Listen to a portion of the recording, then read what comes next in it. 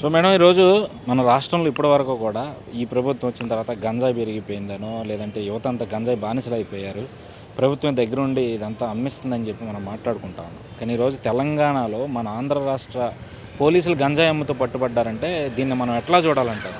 ప్రభుత్వం అంతా వాళ్ళ చేతిలో ఉండిపోయింది కదండి. వినిపోతే వాళ్ళ ఉద్యోగాలు కూడా ఉండలేదు కదా. వాళ్ళు ఏం చెప్తే చేయాల్సి వస్తుంది.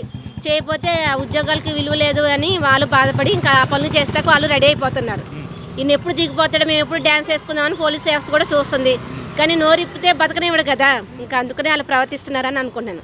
ఇలా చేస్తే ఇంకా పోలీస్ వ్యవస్థ ప్రజలకి ఏమైనా నమ్మకం ఉంటుందా? నమ్మకం అయితే లేదండి.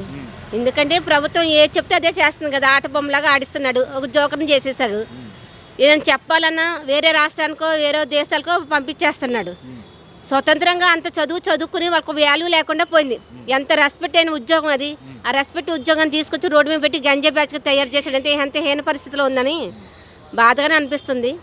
ఆ బాధ ఆయనకేం అనిపించట్లేదు కదా. వాల్యూ లేని ఒక మంత్రి మనం కూడా ఎన్నుకున్న ఎవరేసారో ఓట్లు కూడా వాళ్ళకి సిగ్గుచేటుగా అనిపిస్తలేదు. ఇంకా కొంతమంది సపోర్ట్ చేస్తూ ఉన్నారు. అది కూడా అసహ్యంగా అనిపిస్తుంది. కొంచెం ఇలాంటివి కూడా చూసి కొంచెం ప్రజలు కొంచెం కళ్ళు తెరిస్తే బాగుండని ఇంకా అనిపిస్తుంది. ఇంకా 10 మంది ఉన్నారేమో, ఆ 10 మంది కూడా కళ్ళు తెరిస్తే ఇంకా బాగుండని అనిపిస్తుంది. ఇంకా సో ఇప్పుడు ఇలాంటి సమయంలో మన రాష్ట్రానికి సంబంధించిన 30 కంటైనర్లలో పెద్ద ఎత్తున నగదంతా కూడా బదిలీ అవుతూ ఉంది అని చెప్పి కేంద్ర బలగాలు బయటపెట్టాయంటే సో ఇంతకన్నా దిగజారుడుతనం ఏముంది అనుకోలేదు. ఎందుకంటే మన రాష్ట్ర పోలీసులు చేయాల్సిన పని కేంద్ర బలగాలు చెప్పే వరకు కూడా మన రాష్ట్రానికి తెలియలేదంటే ఎట్లా చూడాలి? రాష్ట్ర ప్రభుత్వం మొత్తం ఆయన చేతిలో పెట్టుకున్నారు. కేంద్రం కూడా కొంచెం చెప్పారులేండి అప్పుడు కూడా, ముందు కూడాను. కానీ అప్పుడేమో కళ్ళు మూసుకుని ఉన్నారు. ఇప్పుడేమో ఎరగనట్టుగా మళ్ళీ బయట పెట్టినట్టుగా వాళ్ళు నటన చేస్తున్నారని అనుకుంటున్నాం మేము కూడా. లేకపోతే అక్కడి నుంచి ఇక్కడికి ఎలా చెక్ పోస్టులు దాటుకుంటూ ఎలా వస్తుంది? ఆ మొత్తం వ్యవస్థ వీళ్ళ చేతిలోనే ఉంది కదా. వాళ్ళకి ఏదైనా వ్యతిరేకం వస్తే అప్పుడు బయట పెడుతున్నారు, లేకపోతే మొత్తం కుమ్మకి అందరూ కలిసి తింటున్నారు. ఇప్పుడు మన రాష్ట్రానికి సంబంధించి ఇక్కడికే వస్తే నిన్న కేంద్ర బడ్జెట్ కూడా విడుదల అవ్వడం జరిగింది. సో ఆ బడ్జెట్కి సంబంధించి రాష్ట్రానికి కావాల్సిన ప్రత్యేక హోదా అంశంలో కానీ లేదా రాజధాని అంశానికి కానీ పోలవరం కానీ అసలు దేనికి కూడా ₹1 కూడా కేటాయించిన పరిస్థితి నిన్న. కానీ మన రాష్ట్ర ప్రభుత్వం దాని గురించి ఒక్క ప్రశ్న కూడా వేయలేదు కేంద్ర ప్రభుత్వం. పైగా కేంద్ర మంత్రి చెప్తున్నారు రైల్వే జోన్కి సంబంధించి మీ రాష్ట్ర ప్రభుత్వం భూములు ఇవ్వకపోతే మేమేం చేస్తాము. దీన్ని ఎట్లా చూడాలి? ఇప్పుడే చెప్పే కదండి, ఆ కంటైనర్స్ వెళ్తుందంటే అంత చెక్ పోస్టులు దాటి ఇక్కడ దాకా వచ్చింది. కేంద్ర ప్రభుత్వం చేయి హస్తం ఉంది కాబట్టి అన్ని కంటైనర్లు తీసుకుని అంత దర్జాగా అంత ధీమాగా బయటకు వచ్చాడంటే ఎంత ధైర్యం ఉంటే వస్తాడండి. మిను కొంచెం భయం ఉంటుంది కదా. అంత కళ్ళు మూసుకుని అంత ప్రతిదీ తెలుసుకుంటారు కదా. ఏం తెలియనట్టుగా అంత గుడ్డిలో ఏం బతకట్లేదు కదా ఎవరును. అందుకు చెప్తాం వాళ్ళకి వీళ్ళకి చెడు ఉంటుంది. దాని మూలంగానే కొమ్మక్కి అందుకు కొంచెం బయట పెట్టారు. కొంచెం అప్పు చెప్తే కనుక కేంద్రం కూడా కళ్ళు మూసుకుని ఉండేది. అప్పు చెప్పలేదు కాబట్టి అది బయటకు వచ్చింది.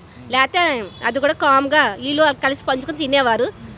అది ఇప్పుడు రైల్వే జోన్ ఎట్లా చూడాలి? గతంలో రైల్వే జోన్ ఆంధ్రాకి ఇస్తామని చెప్పారు, విశాఖ రైల్వే జోను. సో మరి రైల్వే జోను మీకు ఇవ్వాలి అంటే ముందు మీరు రాష్ట్ర ప్రభుత్వం భూములు ఇవ్వాలి. మీ ప్రభుత్వం భూములు ఇవ్వకపోతే మేమేం చేయాలని కేంద్ర మంది అంటా ఉన్నారు. శ్మశానాలతో సహా దొబ్బు తినేస్తున్నారు జగన్ ప్రభుత్వంలోనూ. అక్కడ శ్మశానం ఉన్న తవ్వి శుభ్రం చేసుకుని వీళ్ళే తినేస్తున్నారు. లేదా సచివాలయాలు ఉన్న అది కూడా సచివాలయం వాటర్స్ కూడా వాళ్ళకే తినేస్తున్నారు. ఇంకా భూములు ఏ విధంగా రైల్వే జోన్కి ఇస్తారండి? కనీసం భూమి అని ఇస్తే మేము చేసి పెడతాను కేంద్రం అంటుంది. కనీసం భూమి కూడా ఒక్కడే కూర్చున్నాడు. భూములే లేవని చెప్పేస్తున్నాడు. ఎలా చెప్తున్నాడు? వీళ్ళు తింటాక వీళ్ళు కబ్జా చేసి తింటాక చాలట్లేదు. ఈయన వెళ్ళి కొండ మీద కూర్చుంటాడు. బంగారు కొండలా దాని మీద కట్టుకుని బంగారు ఇల్లు కట్టుకుని కూర్చుంటాడు. ఆయన ఖర్చు పెట్టుకునేకైతే కోట్లు వస్తున్నాయి. మనకి ఈయన ఖర్చు పెట్టాలన్నా భూమి ఇవ్వాలన్నా ఎక్కడా రావట్లేదు. వాళ్ళ వెనకాల ఉన్న మంత్రులు ఎమ్మెల్యేలు కానీ ఎవరైనా సరే భూమిని తింటాకైతే ఇష్టంగాను వాళ్ళకి ఎక్కడైనా భూములైనా కనబడుతున్నాయి. కానీ మనకు జోన్ ఇస్తే మటుకు వీళ్ళు కనబడట్లేదు. అంత గుడ్డితనంతో చేస్తున్నారు వీళ్ళందరూ.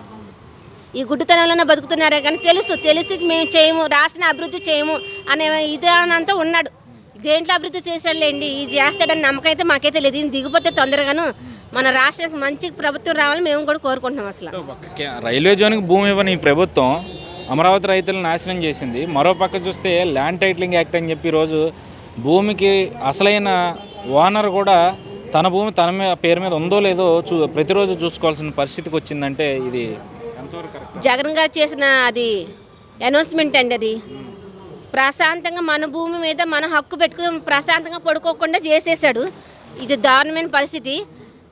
తీసుకొచ్చినా చట్టబద్ధంగా అయినా కూడా లేకుండా చేసి మన భూముల్ని మన ముత్తాతలు ఇచ్చిన భూములు కూడా లాక్కుంటా చూస్తున్నాడు. అది ఆయనకు బాగా తింటాం అలవాటు పడిపోయారు. వీళ్ళు మంత్రి గారు వీళ్ళు అనుకూలంగా ఉన్న వాళ్ళు కూడా తింటాం అలవాటు పడిపోయారు. మన భూమి మీద కూడా మన పేరు కూడా ఉంటుంది ఏమగానే ఆయన బొమ్మ వేసుకుని కూర్చుంటే రెడీగా ఉన్నాడు. ఏదైనా సరే సరిగ్గా లేకపోతే కనుక మా పరంగా అవుతుందని చెప్పి ఆయన చెప్తున్నాడు అంత విధంగాను. అదైతే కొంచెం అసహ్యంగానే అనిపిస్తుంది లేండి, కానీ మాకు బాగా కూడా అనిపిస్తుంది. ఈ రోజుకు న్యాయ వ్యవస్థ కూడా దీని గురించి ఆ భూమి చట్ట ప్రకారంగా కొన్ని దీక్ష కూడా చేస్తున్నారు. ఆ దీక్ష చూసినా కూడా వీళ్ళకి జాలి దయ అని ఏమీ లేదు. అందరినీ నడి రోడ్డు మీద తీసుకొచ్చేసాడండి. నడి రోడ్డు మీద దండాలు పెట్టేలాగా చేశాడు. అంత పెద్ద పెద్ద చదువులు చదివినా సరే ప్రతి వాడిని తీసుకొచ్చి నడి రోడ్డు మీద కూర్చోబెట్టాడు.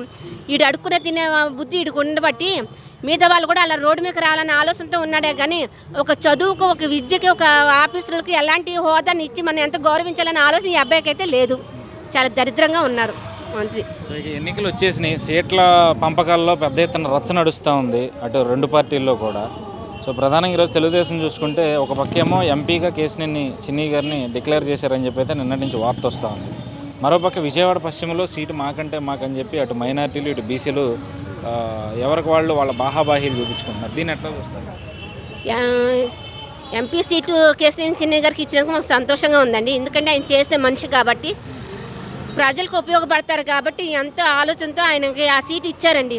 బాబు గారి మాటకి మేము కూడా గౌరవించి మేము కూడా ఆయన కూడా గౌరవించి దగ్గర వాళ్ళంగా ఉన్నాం. మేము కూడాను ఆయన రావాలని కూడా మేము కూడా కోరుకున్నాం అంత ముందు కూడాను. ఎందుకంటే అంత సేవాభావం ఉన్న చేసిన మనిషి మాకు కావాలని మేము కోరుకుంటున్నాము.